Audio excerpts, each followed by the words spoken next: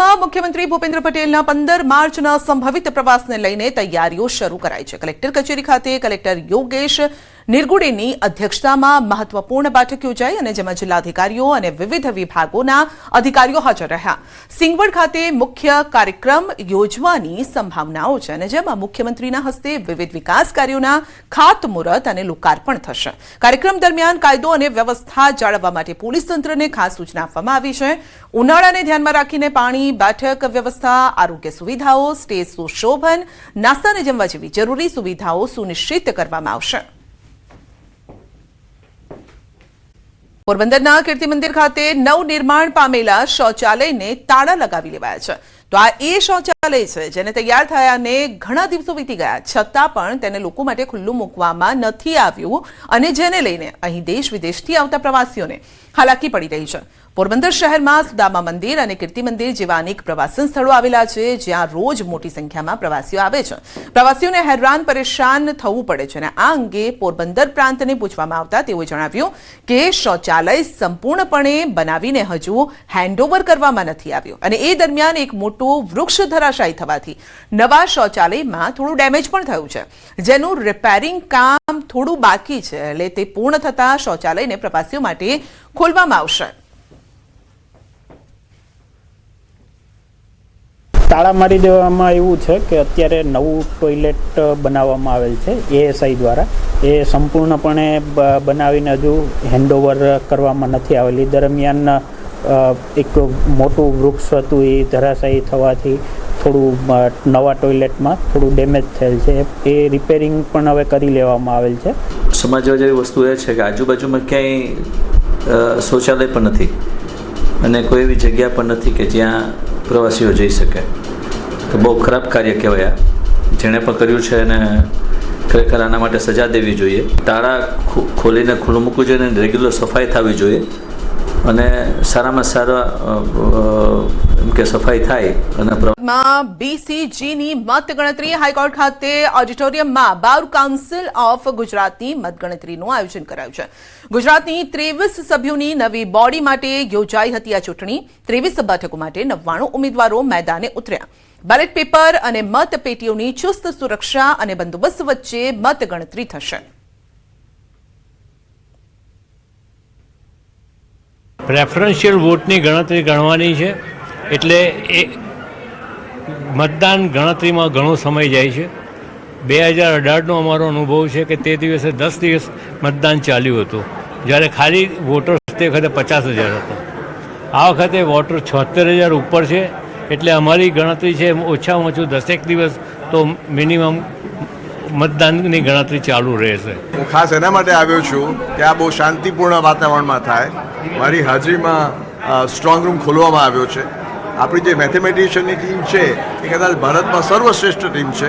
દરેક રાજ્યો એની માંગણી કરે છે એટલે કોઈએ કોઈ શંકા રાખવાની જરૂર નથી। શાંતિપૂર્ણ રીતે મતદાનની ગણતરી શરૂ થાય અને એ પૂરી થાય એવી મારી ઈચ્છા। ઈરાન ઇઝરાયલ યુદ્ધ વચ્ચે ગુજરાતમાં ગેસ સપ્લાય અંગે મોટું નિવેદન। એલપીજી ફેડરેશન ઓફ ગુજરાત સર્કલના વાઇસ પ્રેસિડેન્ટે આપ્યું છે નિવેદન। ગુજરાતમાં હાલ કમર્શિયલ ગેસનું સપ્લાય સંપૂર્ણપણે રાબેતા મુજબ છે। નાગરિકોને કોઈપણ પ્રકારની અફવાઓથી દૂર રહેવાની વિનંતી કરી છે। સ્થિતિ વણસે તો સરકાર પ્રાયોરિટી બેઝ પર સિલિન્ડર સપ્લાયનો નિર્ણય લેશે। ફાર્માસ્યુટિકલ અને સરકારી ઉદ્યોગોને સપ્લાયમાં પ્રથમ પસંદગી મળી શકે છે। સામાન્ય જનતાને તકલીફ ન પડે તેવો નિર્ણય ઓઇલ કંપનીઓ લેશે। અમદાવાદ કે રાજ્યમાં રેસ્ટોરન્ટ સર્વિસ બંધ રાખવાનો કોઈ જ નિર્ણય નથી। એલપીજીનો સપ્લાય પણ હાલ યથાવત છે। પેનિક બુકિંગ રોકવા માટે ગેસ રિફિલિંગમાં 25 દિવસનો નિયમ લાગુ કરાયો છે। અત્યારે કોમર્શિયલ સપ્લાય તો રેગ્યુલર બેસિસ પર ચાલુ છે પરંતુ આવનારા સમયમાં કદાચ જો સપ્લાયમાં દિક્કત આવે તો સરકાર અને ઓઇલ કંપનીઓ અમુક ઇન્ડસ્ટ્રીને પ્રાયોરિટી બેસિસ પર આપવાનું કરશે જેથી કરીને જાહેર પબ્લિકને અને કોઈ નુકસાન ન પહોંચે અને તકલીફ ન પહોંચે તે બાબતમાં સરકાર અને ઓઇલ કંપની સાથે મળીને પ્રયત્ન કરશે જેથી કરીને પબ્લિકમાં કોઈ ન થાય। અત્યારે યુદ્ધની પરિસ્થિતિ જોતાં કોઈપણ અફવાઓથી કે કોઈપણ ખોટા સમાચારોથી દૂર રહેવું। જે સાચા સમાચાર છે એ ડિસ્ટ્રીબ્યુટર અથવા ઓઇલ કંપનીએ જે બી ન્યૂઝ પબ્લિશ કરે તેને જ માનવું, ખોટી અફવાઓથી દૂર રહેવું। મહારાષ્ટ્રના સંભાજીનગરમાં લોકોએ ગેસ સિલિન્ડર માટે લાઈન લગાવી। ગેસની અછતના કારણે સામાન્ય લોકોને એક પણ સિલિન્ડર મેળવવા માટે લાઇનમાં ઊભા રહેવું પડી રહ્યું છે. છત્રપતિ સંભાજીનગર જિલ્લાના MIDC વાલુજ વિસ્તારના રહેવાસીઓ હાલમાં મુશ્કેલીનો સામનો કરી રહ્યા છે. તેઓ કાળઝાળ ગરમીમાં લાઇનમાં ઊભા રહેવા માટે મજબૂર છે. તો એક સિલિન્ડર માટે લોકો ભર તડકામાં આ ગરમીમાં તેઓ ઊભા છે કે તેમને એક સિલિન્ડર મળી જાય. દેશભરમાં ECA એટલે કે એસેન્શિયલ કોમોડિટી એક્ટ લાગુ કરી દેવામાં આવ્યો છે. કેન્દ્ર સરકારે દેશભરમાં લાગુ કર્યો છે ECA એટલે કે આવશ્યક સેવાઓને પ્રાથમિકતા આપવામાં આવશે. ફક્ત ઘરેલું ગ્રાહકોને ગેસ આપવામાં આવશે. આદેશના ઉલ્લંઘન પર કડક કાર્યવાહી પણ કરાશે. ગેસનો પુરવઠો ખોરવાય નહીં તે માટે આ નિર્ણય લેવામાં આવ્યો છે. GAIL PPAC ને વ્યવસ્થા પર નજર રાખવાની જવાબદારી આપવામાં આવી છે. મિડલ ઇસ્ટમાં યુદ્ધના કારણે ગેસના પુરવઠાને અસર થઈ છે. ગેસની સપ્લાય પ્રભાવિત થવાના કારણે સરકારનો નિર્ણય છે. પ્રાકૃતિક ગેસની રાશનિંગ લાગુ કરવાનો સરકારનો આ નિર્ણય છે. તો કોને કોને પ્રાથમિકતા મળશે એ પણ જાણી લો. ઘરેલું LPG અને PNG ને 100% ગેસ અપાશે. ખાતર ઉત્પાદન ક્ષેત્રે 70% ગેસ અપાશે. અન્ય પ્રાથમિકતા ધરાવતા ક્ષેત્રોને 80% અપાશે. પ્રાથમિકતાવાળા ક્ષેત્રોને મળશે સૌથી પહેલા આ ગેસ.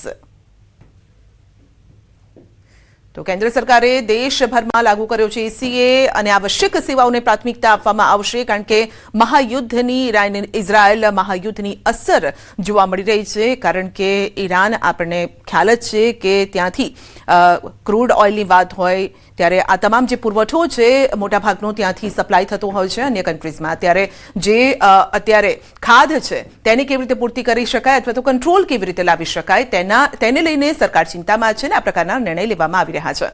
વર્લ્ડ કપની ફાઇનલ મેચની ટિકિટોનો મુદ્દો ઉઠ્યો વિધાનસભામાં. જી હા, ટિકિટ મુદ્દે ભાજપ કોંગ્રેસના ધારાસભ્ય સામે આવી ગયા. ધરમપુરના MLA અરવિંદ પટેલે ટિકિટોને લઈને કરી ફરિયાદ. વિધાનસભા ગૃહમાં પ્રજાના મુદ્દાઓ પર ચર્ચામાં રસ નથી. ઇમરાન ખેડાવાલાનું કહેવું છે.